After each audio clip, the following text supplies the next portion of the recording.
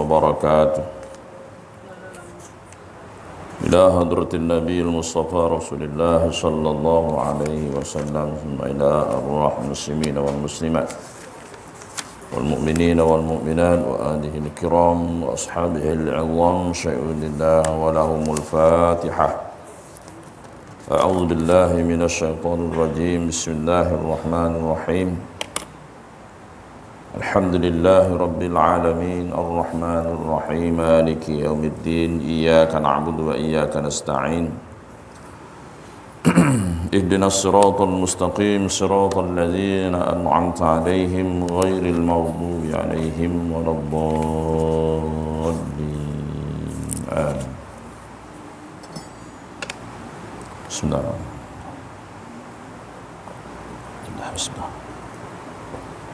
الحمد لله بسم الله. بسم الله الرحمن الرحيم. بسم الله ما شاء الله لا يسوق الخير إلا الله. بسم الله ما شاء الله لا يصرف السوء إلا الله. بسم الله ما شاء الله ما كان من نعمة فمن الله. بسم الله ما شاء الله لا حول ولا قوة إلا بالله.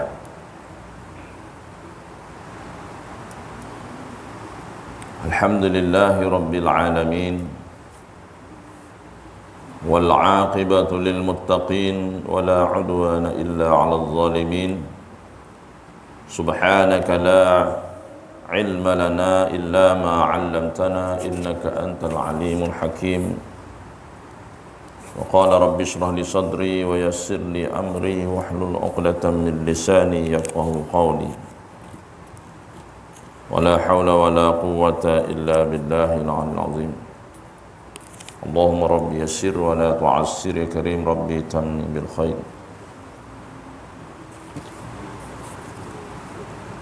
اللهم صل وسلم على سيدنا محمد النور المذهب لنسيان بنوره وعلى آله في كل لمحة ونفس عدد ما وسعه علم الله. اللهم صل على سيدنا محمد الفاتح لما أغلق والخاتم لما سبق ناصر الحق بالحق والهادي إلى صراطك المستقيم وعلى آله وصحبه حق قدره ومقدار العظيم. الصلاة والسلام عليك يا سيدي يا رسول الله خذ بيدي قلة حيلة أدركني. الصلاة والسلام عليك يا حبيب الله. الصلاة والسلام عليك يا أول خلق الله وخاتم رسول الله.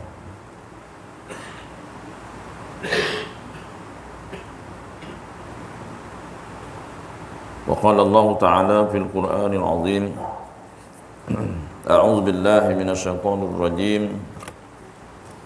يا أيها الذين آمنوا اتقوا الله حق تقاته ولا تموتن إلا وأنتم مسلمون. صدق الله العظيم.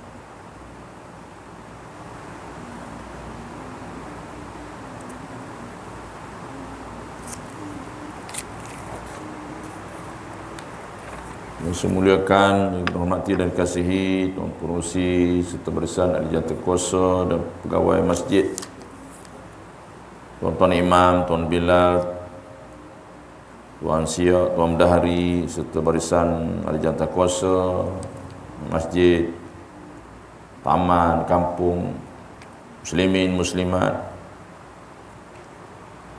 mukminin, mukminat, hadirin, hadirat sidang jemaah rahimakumullah. Alhamdulillah, segala puji dan syukur kita rafa'kan kepada Allah Subhanahu wa taala pada pagi ini dengan limpah inayah dari ayahnya, hidayah serta taufiknya, maka kita dapat sama-sama hadir untuk semata-mata mengabdikan diri kita kepada Allah Subhanahu wa taala untuk mengimarahkan masjid ini dengan solat berjamaah, berzikir dan sebagainya, dan diikuti dengan santap rohani, kuliah subuh, kitab penawar bagi hati. Ada sahabat-sahabat kita yang datang lebih awal ke masjid, alhamdulillah, untuk sunat-sunat tahiyatul masjid dan sebagainya, tetapi balik awal tidak sempat ikut kuliah, mungkin ada hal dan sebagainya.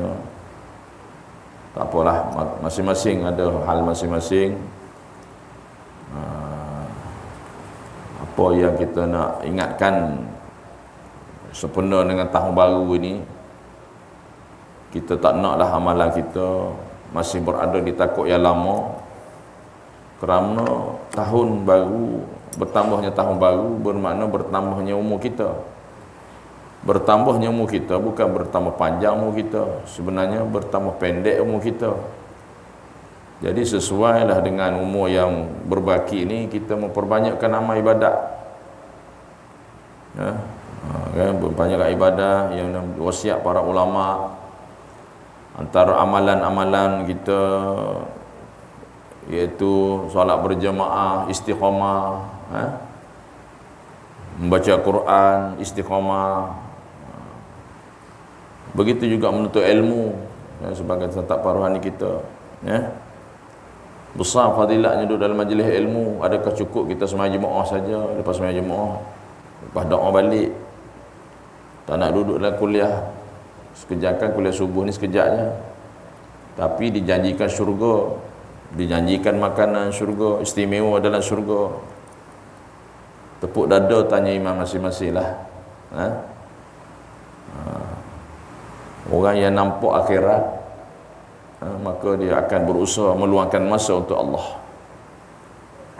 Kalau nak tunggu masa lapang memang tak ada. Kalau nak tunggu masa lapang memang tak ada. Kita sibuk dengan kerja masing-masing. Kita dah nak meluangkan masa untuk Allah. Itu tanda orang beriman kepada Allah dan hari akhirat. Dia mengutamakan amalan-amalan akhirat, sesuai dengan umurnya, sesuai dengan kesakitan yang dialami sebagainya. Itu petanda-petanda mengingatkan kita kepada akhirat, mengingatkan kepada Allah SWT. Tapi kalau masih lagi lalai dengan dunia, dah ada tanda-tanda dah masih lagi lalai dengan dunia, tak lupa, tak nampak akhirat, tak nampak Allah, itu satu petanda yang tak baiklah bagi kita. Kita sama-sama muhasabah dirilah, antara amalan lagi itu istiqamah, melakukan solat-solat sunat tambahan, terutamanya solat tahajud, berzikir dan sebagainya. Ada satu zikir, tuan-tuan, untuk kita kongsi, iaitu wasiat Rasulullah sallallahu alaihi wasallam kepada Sayyidina Ali karramallahu wajhah. Ini istighfar, dia panggil istighfar waliullah. Istighfar waliullah. Kalau tuan-tuan tengok live di Masjid Kampung Paya, saya sudah sebut, ada dalam kitab Wasiatul Mustafa. Dalam kitab Wasiatul Mustafa itu wasiat Rasulullah, iaitu siapa yang membaca ini, kata Nabi, berwasiat kepada Sayyidina Ali, siapa yang membaca istighfar ini 25 kali sehari, maka termasuk kita ni dalam golongan wali Allah, dan diberi pahala sejumlah bilangan muslimi muslimat, mukmini dan mukminat, sama ada yang masih hidup dalam dunia. Lapasnya cukup mudah. Astaghfirullahalazim li wa liwalidayya wa li jami'il muslimina wal muslimat wal mu'minina wal mu'minat al ahya'i minhum wal amwat. Itu istighfar waliullah. Apa makna waliullah? Kekasih Allah. Maka Sayyidina Nabi kata, siapa yang membacanya, maka mereka yang membacanya itu adalah termasuk sebahagian daripada waliullah. Maknanya amalan ni, dengan asbab amalan ni, amalan para wali Allah ni kita amalkan, maka kita juga dikategorikan sebahagian daripada kalangan golongan waliullah. 25 kali sehari, ya tuan-tuan. Takkan tak boleh no. Macam saya sebut dululah, kalau kita sayang, cinta kepada Allah, hendaklah kita berzikir la ilaha illallah sekurang 1000 kali. Kalau kita sayang kepada Nabi, selawat Nabi 1000 kali sehari. Kalau kita sayang kepada diri kita sendiri, istighfar 1000 kali sehari. Tapi kalau kita tidak luangkan masa untuk berzikir, kerana ulama sebut ikan hidup itu sempurna dalam keadaan berada di dalam air. Rohani manusia, ruh manusia juga sempurna dengan zikir. Ala bi zikrillahi tatma'innul qulub. Mana orang yang berzikir tenteram hatinya. Kalau kita tak nak zikir, tak tahulah tuan-tuan, kita disibukkan dengan dunia, terutamanya kita boleh mengadap handphone berjam-jam, mengadap handphone berjam-jam. Sampai dah naik biru, naik kelabu, tunggu nak keluar biji mata lah. Mengadap handphone malam siang, mari masjid sebelum semayang, lepas semayang. Ada setengah tu selepas semayang, Assalamualaikum, Assalamualaikum, takat handphone, tengah berzikir dia duduk tengok handphone. Tengah berkhutbah jemaah, khotib ketua jemaah dia sebut dengan handphone. Handphone saja. Nak tidur malam dengan handphone, bangun tidur takat handphone. Lalai kita noh. Mengadap handphone berjam-jam boleh. Tapi nak baca surah Al-Mulk sebelum tidur malam 30 ayat 15 minit pun tak boleh. Nak baca Al-Waqi'ah tak boleh, Ad-Dukhan tak boleh, Yasin tak boleh. Ujian cabaran akhir zaman. Itu satu handphone. Sabit tengok, galik tengok handphone, tengok Facebook, tengok TikTok dan sebagainya. Semua kena, termasuk ustaz. Ya tuan-tuan, ini dia panggil cabaran Allah baru. Cabaran akhir zaman. Dengan fitnah berbagai-bagai lagi lah, ya. Na'udzubillahi min zalik. Jadi orang yang iman yang sempurna, maka dia tidak terpengaruh dengan media-media ini. Walaupun dia ada, tapi dia tidak mengutamakan iaitu, dia mengutamakan hak Allah, mengutamakan Allah, mengutamakan Nabi SAW. Kerana dia tahu, dia sedar bahawa suatu hari dia akan mati, akan menghadap Allah. Amalan-amalan soleh lah yang mengiringinya apabila berada dalam kubur hinggalah ke hari kiamat. Baik tuan-tuan sidang jemaah rahimakumullah, kita sambung hari ini pengajian pada muka surat 31, Qalbun Salim, syarahan bagi penawar bagi hati. Qala musannif wa nafa'ana bi'ulumihi fid darain, amin ya rabbal alamin. Semoga Allah memberkati tuan-tuan guru kita, amin ya rabbal alamin. Iaitu sambung daripada menghuraikan sanad yang sahih. Dalam hadis lain Rasulullah sallallahu alaihi wasallam bersabda, sambung daripada ibadat menurut Imam Ghazali ni, kita hukum situ Allah yang dia punya tajuknya tu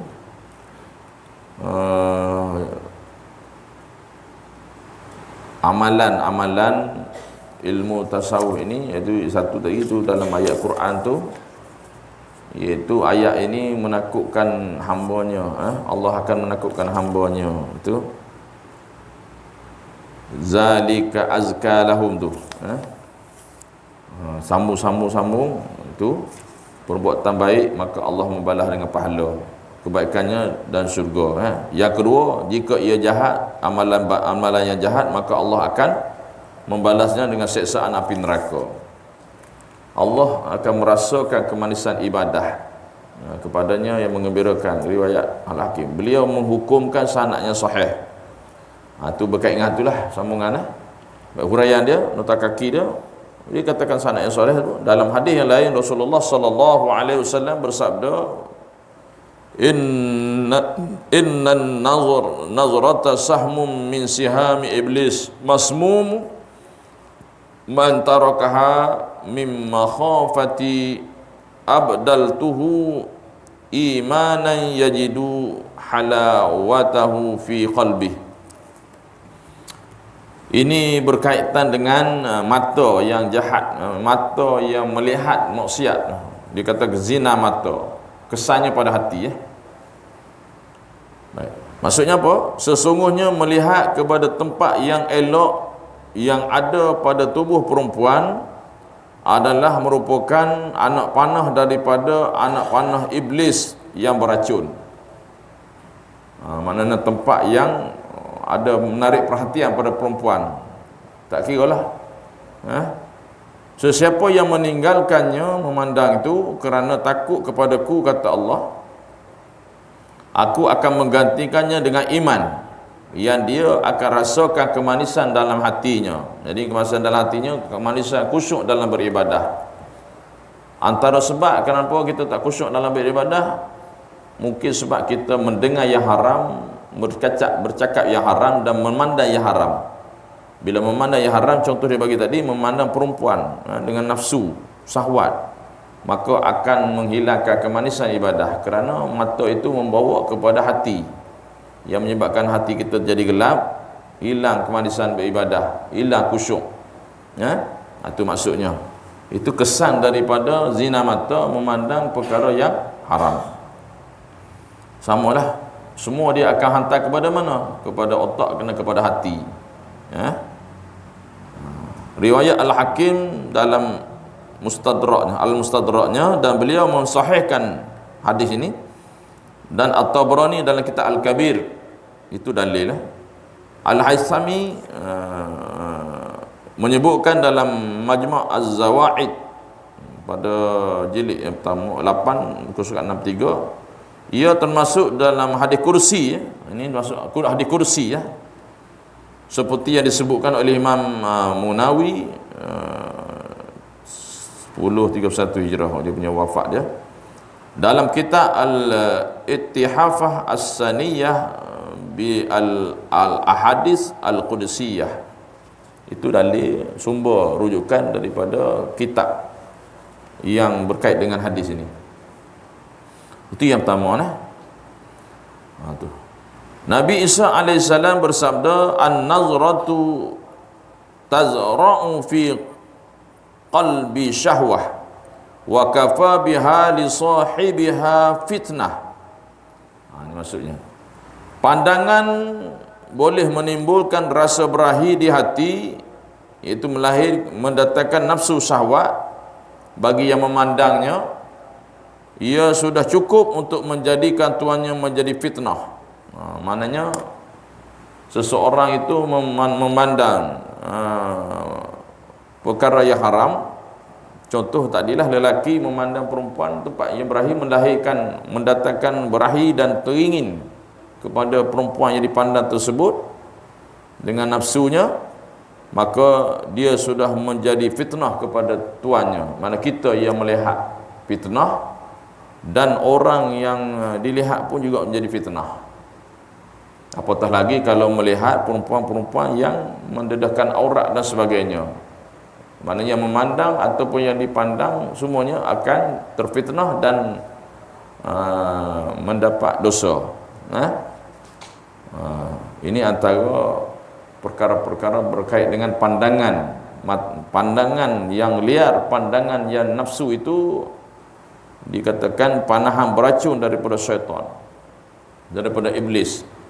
Akhirnya menyebabkan hati kita kosong, tidak khusyuk beribadah, dan menjadi fitnah kepada kita sendirilah. Ini salah satu peringatan. Baik, kita tengok lagi. Dia punya tajuk kita atas tu.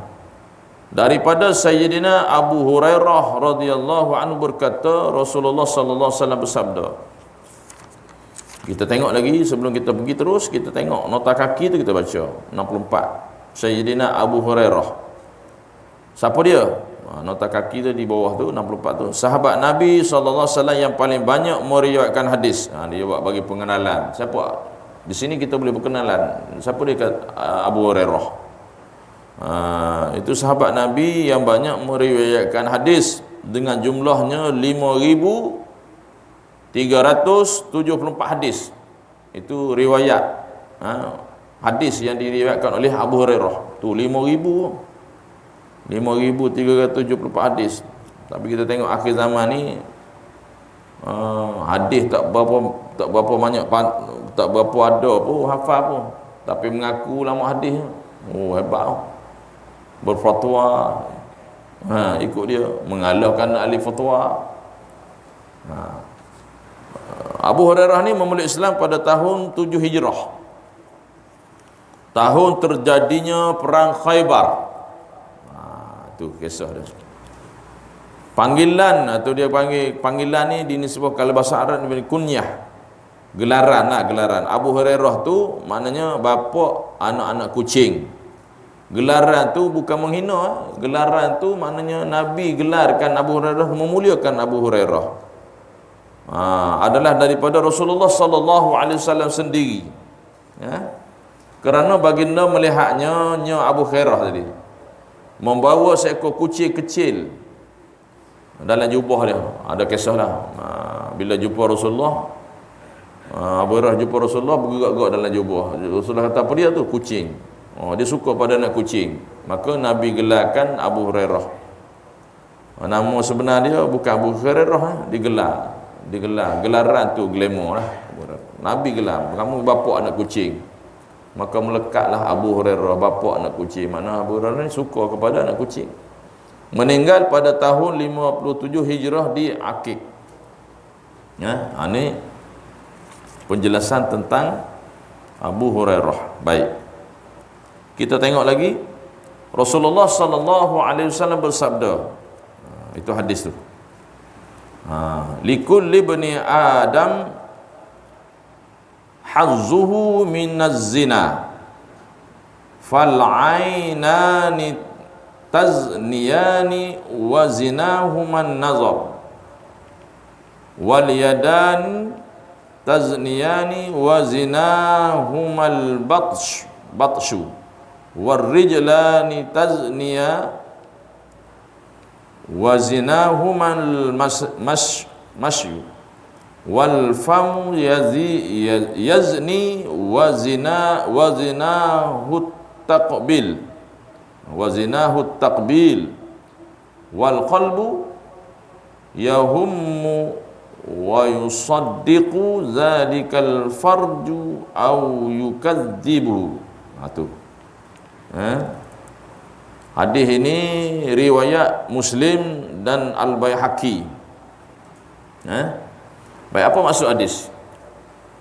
Setiap anak Adam ada bahagiannya daripada zina.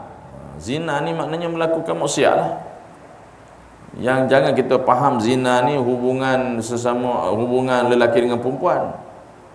Itu umumnya yang kita maklum. Zina ni maknanya kalau zina mata melihat yang haram, zina.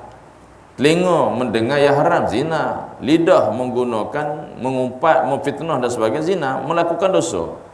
Maknanya daripada ujung rambut sampai ujung kaki termasuk hati kita melakukan dosa, dia panggil zina. Itu maksud dia zina ni. Makna zina ni maknanya melakukan dosa. Kedua mata berzina dan zina keduanya adalah melihat kepada sesuatu yang haram. Mata kita ni mana melihat yang haram tu menekan zina. Zina mata, dosa. Kedua tangan berzina dan zina keduanya tangan adalah memegang kepada sesuatu yang haram atau menggunakannya secara salah. Menggunakan tangan, tak kira tangan. Kita guna tangan. Tangan untuk memetik handphone, tangan untuk sign apa-apa.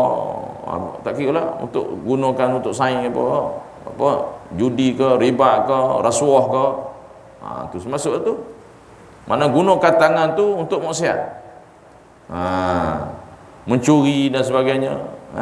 Zina. Mana menggunakan tangan tu untuk maksiat, zina. Untuk dosa. Secara salah maksudnya, yang batil. Kedua kakinya berzina dan zina kedua kaki adalah berjalan ke tempat yang haram. Kaki itu digunakan. Contoh malam ada, contohlah kan, malam tu ada kat masjid ada ceramah, contoh. Malam tu juga ada konsert, ada pampir dan sebagainya. Maka dia gunakan kaki itu melangkah ke tempat tu. Mana menggunakan kaki ke tempat yang haram, zina. Menggunakan kaki ke tempat yang baik, mana amal soleh. Kan? Hati semua juga. Hati menginginkan sesuatu dan kemaluan akan membenarkannya, iaitu melakukan zina. Zina juga. Nafsu syahwat tu. Atau mendustakannya dengan tidak melakukannya. Ini maknanya jelas. Maknanya ini berkait dengan zina. Zina itu dosa. Okay? Riwayat Muslim. Hadis ini ya Muslim dan Al-Baihaqi. Sebab tu kalau kita tengok dalam ayat Allah Subhanahu wa taala berfirman, wala taqrabuz zina kan. A'udzubillahi minasyaitonir rajim. Wala taqrabuz zina innahu kana fahisyatan wa sa'a sabila. Maksud hadis tu ulama tafsir mengatakan itu antara ayat Quran melarang kita daripada zina, tapi melarang itu maknanya mukaddimah zina. Maknanya Allah sebut dalam Quran tu dilarang kita menghampiri zina. Ayat tu sekaliguslah melarang zina, maknanya mukaddimah zina tu. Wala taqrabu zina, jangan kamu menghampiri zina, bukan larang jangan berzina. Maknanya jangan kamu menghampiri zina. Bermakna ayat tu mengatakan jangan menghampiri zina tu, jangan kita adakan mukaddimah zina. Mukaddimah zina ni banyaklah, sama ada melihat, mendengar atau percakapan yang syik, yang kotor sama lelaki perempuan. Daripada percakapan yang kotor juga boleh membuatkan berzina, ataupun memakai pakaian yang mendedah aurat, makan pakaian yang seksi, pakaian yang seksi, pakaian yang menjolok mata, pakaian yang seksi, yang melihatnya seksa. Contoh tu saya tambah, berpakaian seksi yang melihatnya seksa, akhirnya nampaknya tersekat-sekat. Contoh, berdebar-debar jantungku, tersekat-sekat. Maka adalah lagu Nuh sakitnya di situ. Nuh sakitnya di situ, sakitnya di sini, hati. Maksiat dah. Nah, hati itu. Jadi itu antaranya. Jadi dalam tu bila tidak Islam ni cantik dah. Dia mencegah dah. Tahu dah perbuatan zina tu dosa besar. Jadi Islam datang. Allah Subhanahu wa taala berfirman, jangan menghampiri zina. Sekat awal-awal lagi mukaddimah zina tu. Bila dah zina tu tak boleh apa dah lah.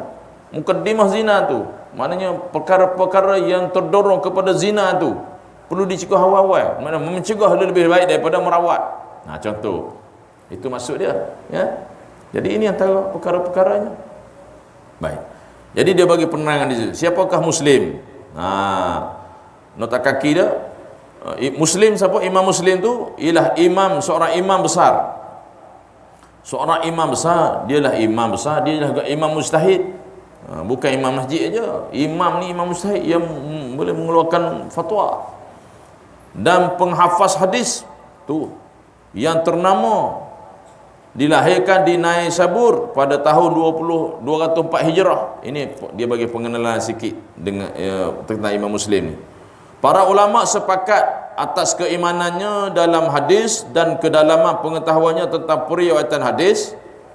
Meninggal di Naisabur pada tahun 271 Hijrah ketika berumur 55 tahun. Itu penerangan tentang Imam Muslim. Baik, siapakah? Dia katakan Al-Baihaqi. Al-Baihaqi seorang ulama hadis termuka-muka, berasal daripada Khurasan, iaitu desa kecil di pinggir kota Baihaq. Itu nama Baihaqi, dia gunakan nama tempat dia. Dan penulis banyak kitab terkenal, antaranya As-Sunan Al-Kubra 10 jilid. Meninggal juga di Naisabur, Iran pada 10 Jamadil Awal 458 Hijrah.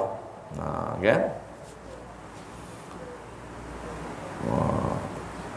Dan kita tengok nota kaki yang 67 tu. Dalam hadis lain Rasulullah bersabda berkait dengan zina tadi tu.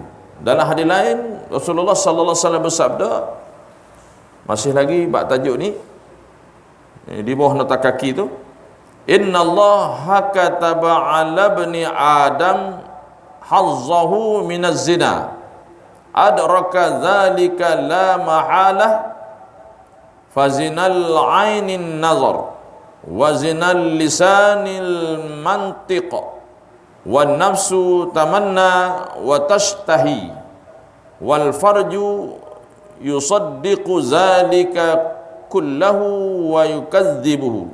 Tu di bawah nota kaki dia punya poin dia tu. Baik, apa maksud dia? Sesungguhnya Allah SWT telah menulis bahagian daripada zina ke atas setiap anak Adam. Kitalah anak Adam ni umat Nabi Muhammad, masuklah. Dia akan mendapatinya tanpa terkecuali. Nampak tuan-tuan? Tak terkecuali. Maka zina mata adalah melihat, dan zina lidah adalah bercakap sesuatu yang haram. Mana zina mata melihat yang haram, zina lidah adalah bercakap sesuatu yang haram. Mengumpat, memaki, memfitnah, mana yang perkara yang haram lah. Nafsu menginginkan dan bersyahwat, sama, masukkan zina. Kemaluanlah ia akan membenarkan perkara itu semuanya atau mendustakannya. Kemaluanlah sama ada membenarkan nak melakukan zina atau menolaknya. Nah, itu riwayat Bukhari dan Muslim. Nampak tuan-tuan? Okey. Nah, itu habis tak tu. Baik, kita tengok lagi. Hadis ini menunjukkan bahawa zina berpunca daripada mata, yakni penglihatan. Sebab itulah Islam melarang kita ni supaya menutup aurat. Jangan buka aurat. Orang perempuan, orang lelaki kena tutup aurat. Sebab apa? Lelaki memandang perempuan yang tak tutup aurat pun bernafsu, apatah lagi yang mendedahkan aurat. Sama juga orang perempuan memandang lelaki, masing-masing ada nafsu. Jadi Islam suruh tutup aurat supaya mencegah daripada dosa, mencegah daripada melakukan zina dan sebagainya. Lepas tu Nabi sebut dalam hadis akhir zaman, manusia akhir zaman ni antaranya tanda-tanda nak kiamat, Allah sudah menghilangkan amanah, menarik amanah daripada dada-dada orang Islam. Berapa banyak jawatan tu, tapi muka pun tak nampak. Tak tunai amanah adalah berkait dengan iman. Nabi sebut dalam hadis, tidak beriman bagi orang yang tidak amanah. Tidak beriman itu maksudnya tidak sempurna iman bagi orang yang tidak amanah. Amanah berkait dengan iman. Dan zaman sekarang macam-macam, gila ni gila, macam-macam kegilaan, gila jawatan ni, tapi buat kerjanya tidak. Muka pun tak nampak, batai hidung pun tak nampak. Nabi mengingatkan dalam hadis, iaitu peristiwa Isra' dan Mi'raj tentang amanah. Sifat malu sama juga. Kita tengok berkait dengan amanah apa dia. Ketika mana Nabi dalam Isra' Mi'raj, Nabi ditunjukkan seorang manusia yang memikul kayu api, mengangkat kayu api yang berat, bebanan yang berat, maka tak mampu nak mengangkatnya. Maka ditambah lagi bebanan berat tu. Akhirnya orang itu tertindih dengan bebanan tu. Maka Nabi tanya, Jibril jawab. Maka Jibril kata, itulah wahai Muhammad daripada kalangan umat kamu yang menerima amanah, yang menanggung amanah tetapi tidak menunaikan amanah. Tidak menunaikan amanah ni termasuk orang munafik, bercakap bohong, berjanji mungkir janji, tidak tunai amanah. Tiga ni Nabi sebut jelas lah dia. Ciri orang munafik. Orang munafik kesannya Allah kata apa dalam Quran? Orang munafik ni Allah letak neraka yang paling bawah sekali. Na'udzubillah min zalik. Takut noh. Yang kedua, tanda-tanda nak kiamat, sifat malu sudah diangkat, sudah tidak ada daripada dada-dada orang Islam. Kita tengok hari ni kat Facebook, kat TikTok dan sebagainya. Sama kebanyakannya orang lelaki tak ada apalah buat TikTok, orang perempuan dengan tunjuk auratnya, dengan muziknya, berjoget-joget dan sebagainya kan. Kalau kita tengok kan kadang-kadang melampau-lampau dah. Kadang-kadang kita kata kasar pula kan, macam kera kena belacan. Contoh kasar kan. Tak ada malu dah. Sama ada anak dara, janda, bini orang buat TikTok joget-joget. Kadang-kadang nak kempen produk ya. Sanggup menjual maruah diri. Kalau 24 jam, kalau sampai mati dia tak delete kan dia punya gambar di TikTok joget-joget tu, maka setiap hari, setiap malam berdosanya berpiku-piku lah. Tak malu. Ini fitnah akhir zaman. Kenapa Nabi sebut? Malu itu adalah sebahagian daripada iman. Bermakna kalau tak ada malu pun tak ada iman. Tak sempurna iman. Nampak tuan-tuan? Jadi banyak.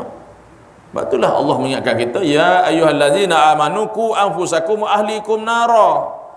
Allah kata apa? Hei manusia, jaga diri kamu dan keluarga kamu daripada api neraka, yang mana bahan bakarnya adalah daripada manusia dan batu berhala. Apa nak jaga tu daripada neraka tu? Antara jaga solat, jaga aurat. Banyaklah tanggungjawab kita tu. Okay? Kalau suami tidak menunaikan tanggungjawab kepada isteri, ayah tidak menunaikan tanggungjawab kepada anak-anak, memberi pendidikan agama, termasuk suami itu, bapa itu dayus. Yang mana Nabi sebut daripada riwayat daripada Ibnu Abbas radhiyallahu anhuma, lelaki yang dayus itu tidak akan masuk syurga. Ini semua menakutkan kita belaka. Contoh tuan-tuan. Baik. Menjaga anggota untuk menerima anugerah daripada Allah Subhanahu wa taala, itu tambahan al-fakir. Dia di nota kaki 68 ni, ini tambahan al-fakir. Maknanya Ustaz Mahathir dia tambah.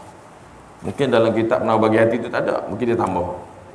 Kamu adalah memerhatikan semua anggota badanmu dengan merenung apakah perbuatan yang sepatutnya ia lakukan dan apakah anugerah yang diharapkan daripadanya, supaya kamu dapat menjaganya sesuai dengan anugerah yang diharapkan itu. Nampak? Jelas Oleh yang demikian itu, jika anugerah itu sangat besar, maka kamu juga perlu menjaganya dengan cara yang lebih bersungguh-sungguh. Ini tanda orang bersyukur pada Allah SWT. Dia dua tuan-tuan, bersyukur atas nikmat Allah SWT, iaitu melakukan ibadah, melaksanakan taat pada Allah SWT, zahir dan batin, itu bersyukur. Orang yang kufur pula, dia menggunakan badan dia zahir dan batin itu untuk ke arah maksiat, itu kufur. Kufur nikmat, kufur nikmat macam-macam, kufur nikmat, kufur akidah macam-macam lah. Mana menggunakan anggota itu kepada yang tak baik, kufur, engkar. Untuk itu kaki, dia kata sini, kaki diharapkan akan berjalan dalam kebun dan di dalam mahligai syurga. Ini kaki-kaki orang yang sama juga. Mana kalau orang tu di dunia ni dia selalu pergi tempat-tempat yang baik, ceramah, masjid, surau, untuk solat jemaah, untuk mengaji ilmu dan sebagainya, maka sudah tentulah dijanjikan syurga. Nabi sebut dalam hadis sahih, menuntut ilmu tu, siapa yang pergi menuntut ilmu, maka Allah akan melorongkan seseorang itu yang menuntut ilmu tu jalan ke syurga. Dari akhirat nanti Allah kata, disebabkan kamu di dunia tu rajin ke tempat ilmu dan sebagainya, maka Allah kata apa? Kamu pilihlah syurga, pintu mana nak masuk. Ini satu offer yang besar daripada Allah SWT, kelebihan bagi orang menuntut ilmu.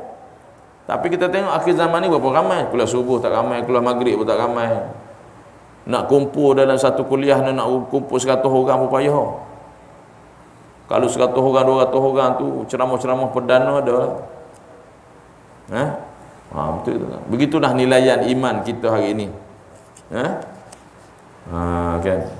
Kadang-kadang yang berjawatan pun tak datang. Tak cakap, ada yang berjawatan di masjid suruh AJK pun tak datang, nama yang ada. Kita mahu cakap tuan-tuan. Sebab tu kita showkan yang menjadi AJK masjid ni orang yang rajin masjid. Orang yang rajin datang masjid. Jangan kira tak mahu sebut lah. Jangan kira bendera lah maksudnya. Duk kira politik kepartiannya JK, sedangkan tak main masjid tadi. Jari orang tu kepartian tu di luar. Masjid ni tidak siapa-siapa. Ini ialah Islam punya, Allah punya. Contoh tuan-tuan. Tangan, dia kata tangan diharapkan untuk memetik buah-buahan dan dapat mengambil minuman dalam syurga. Nampak? Ini anugerah Allah SWT. Jadi kita gunakan, ini jaminan. Begitu juga untuk semua anggota badan yang lain, kalau digunakan untuk kebaikan, maka Allah tidak sia-siakan tuan-tuan. Allah Maha Adil. Janji Allah itu benar. Cuma kita yang tak nampak. Mungkin kita yang tak nampak, atau nampak buat-buat tak nampak, atau lupa buat-buat lupa, wallahu alam. Itu sendiri kena ingatlah. Sendiri mau ingatlah. Tuan-tuan. InsyaAllah moga-moga dengan membaca kitab ini memberi kesan kepada hati kita, termasuklah saya sekali. Ni belajar, ini mengaji. Mengaji ni, belajar ilmu ni, maknanya amalan tu biarlah orang kata berbekas di hati, biarlah ada perubahan pada diri. Jangan seumpama mencurah air ke dalam keladi, ataupun bahasa je apa, masuk telinga kanan keluar telinga kiri, tak singgah di hati. Seumpamanya masuk telinga kanan singgah di hati. Gitu. Inilah ilmu. Amalan tu perlu kita amalkan, garapkan dalam kehidupan kita. Baik. Sikit lagi kita berhenti. Mata diharapkan dapat melihat zat Allah. Mata diharapkan dapat melihat zat Allah di dalam syurga. Ini pun dalam kitab tauhid ada sebut. Di dunia memang tak boleh lihat Allah. Di dalam syurga rumah Allah yang istimewa, maka tak mustahil. Allah kata boleh lihat. Dalilnya dalam Quran saya lupa. Wujuhun yawma izin nadirah. Muka kita ni bercahaya-cahaya apabila melihat Allah SWT. Cuma tak sebut melihat macam mana, itu kerja Allah lah. Yang mana Allah nak beri kita berdalil dengan firman Allah SWT ni, bahawa kita bila mati masuk syurga kita, bila kita berada di syurga nanti, kita dapat melihat Allah SWT. Tapi ada juga golongan-golongan Mu'tazilah contohnya, dia mengatakan dunia pun tak boleh tengok Allah, akhirat pun boleh tengok Allah. Itu golongan Mu'tazilah. Kita ahli sunnah wal jamaah boleh, sebab Allah sebut dalam Quran. Ini perbahasan ulama. Golongan-golongan di luar sana tu berbeza dengan pandangan kita. Kita nak yang betul lah. Boleh melihat Allah dalam syurga. Di syurga itu tanpa ada persamaan dengan melihat makhluk. Tu nota kaki ada 61-70. Kerana tidak ada nikmat sama ada di dunia ataupun di akhirat yang lebih besar daripada melihat zat Allah. Melihat zat Allah SWT tu melihat diri Allah SWT. Macam mana tidak disebut? Sebab Allah tu bukan berbentuk, bukan bertubuh. Melihat macam mana tak tahu lah. Jangan tanya saya lah macam mana. Allah punya kerja lah. Nak tengok Allah, senangnya buat amalan masuk surga. Masuk surga esok boleh dah tengok Allah. Jangan duk pening kepala. Ni duduk dunia nak tengok Allah, mana? Di surga boleh. Sebab surga tu bukan dunia. Nota kaki 69, tambih, maknanya peringatan Allah tidak bertempat. Ini tambahan. Melihat Allah di surga bukanlah bermaksud Allah SWT berada di surga. Kerana akidah ahli sunnah wal jamaah menetapkan bahawa Allah mawjudun bila makan. Ni huraian daripada tuan guru kita. Allah SWT itu wujud tanpa tempat. Di syurga nanti penduduk syurga akan melihat zat Allah SWT tanpa cara, tanpa kaifiat dan tanpa tempat makan tempat. Macam mana wallahu alam. Kalau kita menempatkan Allah dengan tasbih mujassimah, jisim. Makhluk, melihat makhluk tu 70 melihat makhluk tu nota kaki tasbih, iaitu menyerupakan Allah Subhanahu taala dengan makhluk, itu tasbih. Ini sesat, golongan yang menyalahi ahli sunnah jamaah. Jisim, menjisimkan Allah dengan tangan kaki, itu bukan akidah kita, itu bukan akidah ahli sunnah jamaah. Dan nota kaki yang terakhir itu 71, iaitu melihat zat Allah SWT. Inilah i'tiqad ahli sunnah wal jamaah yang sebenar berdasarkan firman Allah SWT. Itu saya sebut tadi tu. A'udzubillahi minasyaitonirrajim. Wujuhun yawma idzin nadirah. Ini dalil. Ila rabbiha nazirah. Ini dalil melihat Allah. Pada hari akhirat itu muka orang beriman berseri-seri, bercahaya-cahaya. Kerana apa? Kerana melihat kepada Tuhannya. Surah Al-Qiyamah. Surah Al-Qiyamah surah yang ke-75 ayat 22-23. Itu dalil. Ini kita berdalil, kita berhujah dengan golongan-golongan tak kira Syiah ke Wahabi ke ataupun Mu'tazilah ke yang mengatakan tak boleh lihat Allah. Ni Allah sebut dalam Quran. Adakah kita nak menafikan firman Allah SWT? Allah kata boleh lihat. Lihat macam mana? Tak sebut kaifiatnya. Tapi kita berintikad bahawa kita boleh melihat Allah di wujuh yawma idzin nadirah. Tengok, muka kita semua bercahaya-cahaya melihat Allah SWT. Macam mana hebatnya Allah SWT. Ini jelas dalil dia. Okay? Oleh itu mata yang diharapkan untuk mendapat nikmat yang paling besar itu sangat patutlah dijaga bersungguh-sungguh dan tidak dinodai dengan melihat yang haram. Boleh haram tu perlulah muraqabah. Muraqabah tu orang beriman bukan sahaja perlu menjaga dan mengawasi anggota zahirnya, malah lebih penting menjaga dan mengawasi hatinya kerana ia raja kepada seluruh anggota yang lain, itu hati. Di sini perlulah muraqabah, iaitu merasakan selalu diperhatikan oleh Allah. Dia katakan maksud muraqabah tu maknanya kita pergi mana-mana kita merasakan bahawa Allah sentiasa memerhatikan kita. Itu dia kata muraqabah kita dengan Allah. Setiap detik dan saat akan menjadikan insan memiliki kesedaran untuk sentiasa rajin melaksanakan perintah dan menjauhi larangan Allah, sama ada perintah larangan zahir maupun batin. Ia akan menjadikan insan hamba yang selalu dalam syariat Allah SWT dalam gerak dan diamnya.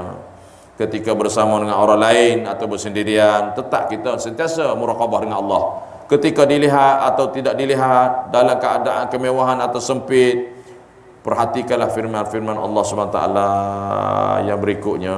Wallahu a'lam. Kita berhenti itu. Tak habis lagi tu. Kita tak. Masih lagi dalam uraian nota kaki pada tajuk berkaitan dengan mata. InsyaAllah tuan-tuan. Jadi inilah mata kita. Sebab itulah antara beberapa mata yang mana Nabi kata mata-mata kita ni di akhirat nanti tidak disoal, tidak diseksa oleh Allah SWT, iaitu mata yang menangis kerana takut pada Allah, mata yang menangis kerana rindu bertemu dengan Allah, mata yang menangis ketika mana berzikir, mata yang menangis kerana apa? Bertahajud, mata yang menangis kerana membaca Quran. Ini mata-mata yang melihat Allah, melihat Kaabah, itu mata, melihat ibu bapa, mata-mata yang menjaga sempadan daripada diceroboh oleh musuh. Ini antara mata-mata yang mana di akhirat nanti tidak diazab oleh Allah SWT. Air mata yang mengalir tu juga akan memadamkan kemurkaan Allah dan akan memadamkan api neraka Allah Subhanahu Wa Taala. Okey. Wallahu alam. Kita tangguhlah dengan sini. Wallahu alam dengan tasbih kafarah. Subhanallah. Subhanakallahumma bihamdika asyhadu an la ilaha illa anta astaghfiruka wa atubu ilaik. Amiltu su'an wa zalamtu nafsi faghfir lana fa innahu la yaghfiru dzunuba illa anta. Bismillahirrahmanirrahim. Al-'asri insan illa allazina amanu wa 'amilus solihati wa tawassaw bil haqqi wa tawassaw. A'udzu billahi minasyaitonir. Bismillahirrahmanirrahim. Alhamdulillahirabbil alamin wassalatu wassalamu ala asyrafil anbiya'i wal mursalin wa ala sahbihi ajma'in. Radina billahi rabban wa bil islam dinan wa bi sayyidina Muhammadin sallallahu alaihi wasallam nabiyyan wa rasula. Allahumma ighfir lil muslimina wal muslimat والمؤمنين والمؤمنات الأحياء منهم والأموات إنك سميع قريب مجيب الدعوات وقاضي الحاجات. اللهم اجعل جمعنا هذا جمعا مرحوما وتفرقنا من بعد تفرقا معصوما. اللهم أرنا الحق حقا وارزقنا اتباعه وأرنا الباطل باطلا وارزقنا اجتنابه. صلى الله على سيدنا محمد وعلى آله وصحبه في كل لمحة ونفس عدد ما وسعه علم الله. سبحان ربك بالعزة عما يصفون وسلام على المرسلين والحمد لله رب العالمين. تقبل الله منا ومنكم تقبل يا كريم. هذا بالله التوفيق والهداية. السلام عليكم ورحمة الله وبركاته.